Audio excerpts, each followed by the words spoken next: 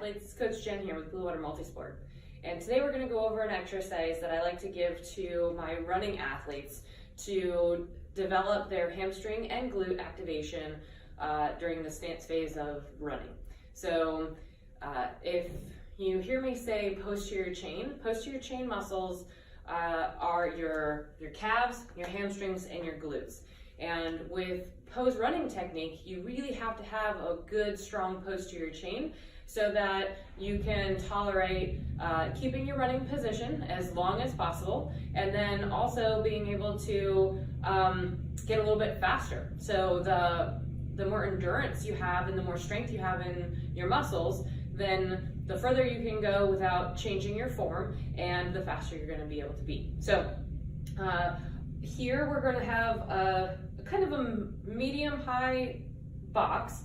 I also teach this exercise on this, which you can see is a bit lower, but we're going to demonstrate on this today. And this is probably about the height of your couch cushion, or maybe bed height if you don't have it up high, but that's what we're going to use today. So you're going to lay down on your back,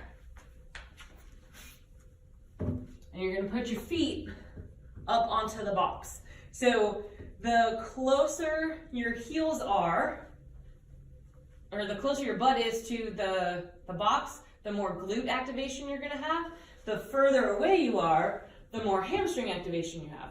Both are great, and sometimes I'll prescribe one versus the other. Today, we're going to do a little bit more hamstring activation. So I have kind of long legs. This is a little bit higher than just at 90 degrees, and your heels are going to be on the edge of the box. So to begin with this exercise, you can have your hands down for stabilization. I want you to bring your abs in nice and tight, pull your belly button into your spine, and as you lift up, you're not going to go into hyperextension, right? So that's not going to be good and feel good for anything. But I do want you to get to your neutral pelvis position, because this is the position that you're going to be in when you're running.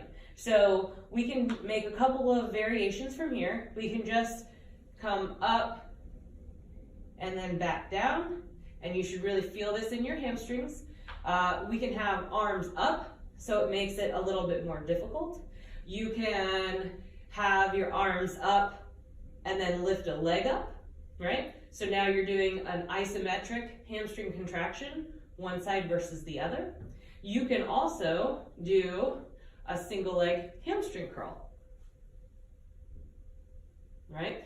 You're going to have one side that's a little bit different than the other. Doesn't mean that it's bad, but we do want to try to even out our inconsistencies. So if you feel like your right side hamstring or your right side glute works really well, but your left side doesn't, start with your left side, do a rep on your right, and then finish with a rep on your left. That way you just get a little bit more on that left side. A little bit more neuromuscular activation is going to help you in a movement skill like running, which is basically single leg hopping side to side. So I hope you enjoyed. Happy